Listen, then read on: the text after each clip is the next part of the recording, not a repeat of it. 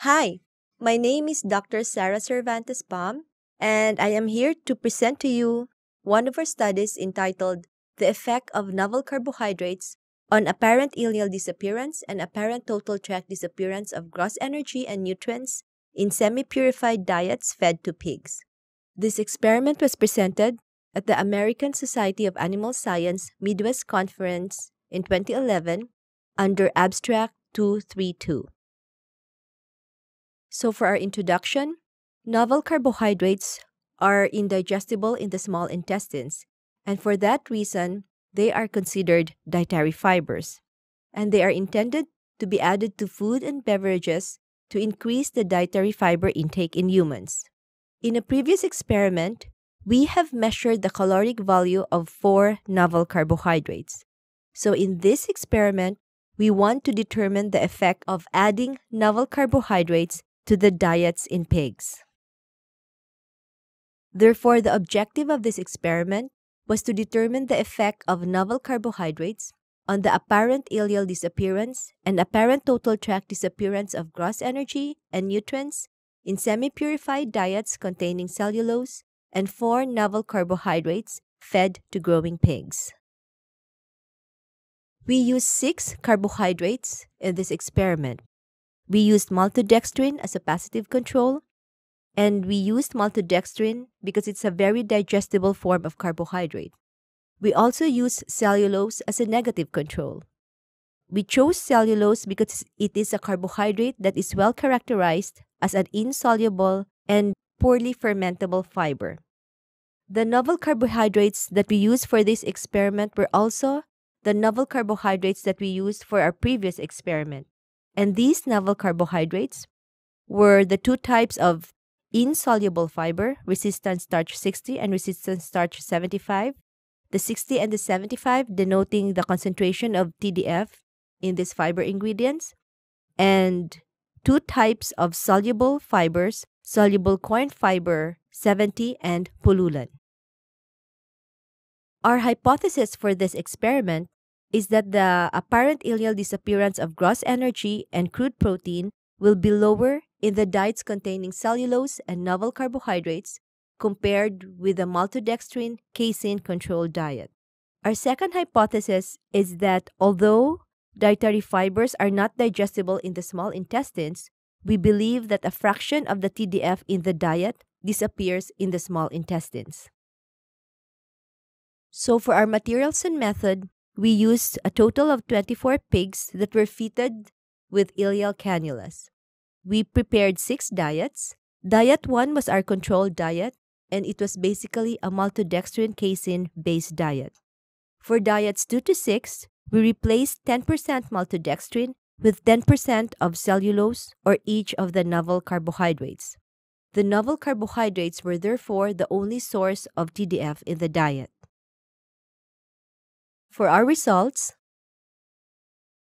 this graph presents the concentration of TDF in the ingredients. I would like to point out that the analytical procedure that was used to measure TDF in this experiment is AOAC method 991.43, which you could see in the lower right-hand corner of your slide. And you would see later on that this method has some limitations. Based on this method, maltodextrin in the red bar contained 1.2% TDF. The occurrence of a small amount of TDF is unexpected because maltodextrin is a very digestible carbohydrate. The presence of the small amount of TDF in maltodextrin may indicate that maltodextrin may only be 99% digestible, or that this value reflects a limitation of the AOAC method 991.43 for TDF analysis. Cellulose in the blue bar contained 100% TDF. RS60 in the green bar contained 62.9% TDF. And RS75 in the yellow bar contained 75.6% TDF. Soluble corn fiber 70 in the blue bar only contained 10% TDF using this method. This is one of the limitations of AOAC 991.43. Because soluble corn fiber is composed of low molecular weight carbohydrates that are soluble in ethanol, This method poorly recovers the dietary fiber fractions in soluble corn fiber, resulting to low TDF values. However, when AOAC method 2001.3 is used, soluble corn fiber 70 has at least 70% TDF. This indicates that AOAC method 991.43 is not the suitable TDF method to measure the concentration of TDF in soluble corn fibers. This graph shows the effect of the addition of cellulose or the novel carbohydrates in the diets on the AID of gross energy. The AID of gross energy in the maltodextrin controlled diet is 96.8%, and we could see that the addition of cellulose and the novel carbohydrates in the diet reduce the AID of gross energy to varying degrees. Among the insoluble fibers, the addition of cellulose reduced the AID of gross energy to a greater extent at about 11 percentage units than the addition of either RS60 or RS75, which reduced the AID of gross energy by 6.3 to 8.2%. However, between the resistant starches, RS75 reduced the AID of gross energy more than RS60. The addition of soluble corn fiber 70 and pullulan to the diet reduced the AID of gross energy to a similar extent. There was no difference in the AID of gross energy among RS60, soluble corn fiber, and pullulan. Looking at the effect of adding cellulose or novel carbohydrates on the digestibility or disappearance of carbohydrates, we could see from this graph that the addition of cellulose and the novel carbohydrates reduced the AID of carbohydrates in the diets. This indicates that the reduction in the ileal digestibility of gross energy in diets added with cellulose or the novel carbohydrates is because of the reduction in the ileal digestibility of carbohydrates in the diets. And this is important because a reduced ileal digestibility of carbohydrates implies that less energy is absorbed as glucose, and this physiological effect is especially important to manage blood sugar concentrations, especially in diabetic patients. We also looked at the effect of adding cellulose or novel carbohydrates in the ileal digestibility of crude protein in the diets. As we can see from this graph, the addition of cellulose and pullulan, but not RS60, RS75, and soluble corn fiber 70, reduced the protein digestibility in the diet. A reduction in the digestibility of protein is an undesirable characteristic in a fiber ingredient. Therefore, it is important to choose a fiber ingredient that can reduce carbohydrate digestibility but not protein digestibility. We tried to explain the reduction in the AID of CP in the diets added with cellulose and pullulan.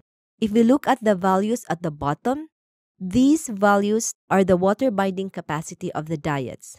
And what we noticed is that diets containing cellulose and pullulan had a greater water binding capacity than diets containing RS60, RS75, soluble corn fiber, or maltodextrin. Therefore, we believe that the reduction in the crude protein digestibility in diets containing cellulose and pullulan is because of its greater capacity to bind water. So for our second hypothesis, and that is that a fraction of the TDF in the diet will disappear in the small intestines, we determined the fraction of TDF that disappears in the different segments of the digestive tract. In this experiment, we observe a high SEM, which makes the data less sensitive to pick up differences among treatment means. However, from this graph, we could see that the AID of TDF in the maltodextrin diet was negative. This indicates that some endogenous compounds were analyzed as TDF because the concentration of TDF in the ileal digesta was more than what was consumed from the maltodextrin diet. The AID of TDF in cellulose is only 15.7%.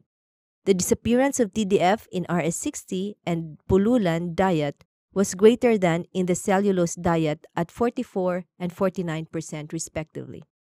We also observed a negative value for the disappearance of TDF in the soluble corn fiber diet. Considering that the method 991.43 is not suitable to measure TDF in soluble corn fiber, it is difficult to draw conclusions on the ileal disappearance of TDF from the soluble corn fiber diet. Looking at the apparent total tract disappearance of TDF, the apparent total tract disappearance of TDF in the maltodextrin diet is again negative, strongly suggesting that some endogenous compounds were analyzed as TDF. 35% of the TDF in cellulose disappeared over the total tract, indicating that cellulose is a poorly fermentable fiber, whereas the TDF in RS60 and pullulan disappeared at about 56 and 49% respectively. The negative disappearance of TDF in the soluble corn fiber diet is difficult to interpret, not only because of the analytical issue involved with soluble corn fiber, but because of the endogenous losses that possibly could be analyzed as TDF. But relative to the disappearance of TDF in the maltodextrin diet, the lesser negative value of disappearance of TDF in the soluble corn fiber diet suggests that the fiber in soluble corn fiber is not fermentable. However, this conclusion is not consistent with reports from literature indicating that the fiber in soluble corn fiber is fermentable. Therefore, we decided to calculate the amount of endogenous compounds that was analyzed as TDF. The endogenous loss of TDF at the ileum was 25.25 grams per kilogram dry matter intake, and over the total tract, the endogenous loss of TDF was calculated at 42.87 grams per kilogram dry matter intake. We believe this is the first reported value of endogenous loss of TDF. Using these values, we remove the influence of endogenous compounds that were analyzed as TDF, and we calculated for the standardized ileal disappearance of TDF and the standardized total tract disappearance of TDF. We could see from this slide that the SID of TDF in soluble corn fiber diet is not anymore negative. And we could also see that the SID of TDF in the cellulose diet is at 35.8% and was less than the SID of TDF in RS60, soluble corn fiber, and pullulan. The SID of RS75 was not different from that of cellulose. This graph also indicates that a substantial amount of TDF, which is approximately 55% if we do not include the value for soluble corn fiber, disappears in the small intestines. Whether this disappearance is attributed or can be attributed to the fermentation in the small intestines or to the solubility of the fiber in the novel carbohydrates cannot be determined, and that is something that needs to be explored and studied further. This graph presents the standardized total tract disappearance of TDF in the diets, and we could see that the STTD of TDF in cellulose is 68.8%, and the STTD of TDF in RS60, RS75, and pullulan was not different from cellulose. The STTD of RS60, RS75, and pullulan was also not different from each other. So we could see from this slide that the disappearance of TDF in the novel carbohydrates is quite substantial at 85% if we exclude the value for soluble corn fiber 70. So in conclusion, this experiment has shown that novel carbohydrates included at 10% in the diet reduced the AID of gross energy by the reduction in the AID of total carbohydrates. This experiment has also shown that the addition of cellulose and pullulan, but not RS60, RS75, and soluble corn fiber 70, reduced the AID of crude protein. We have also observed that some TDF disappeared in the small intestines, and we believe that some endogenous compounds were analyzed as TDF.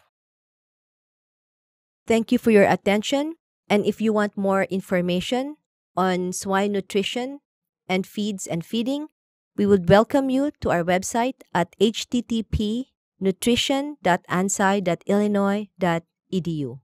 Thank you and have a great day.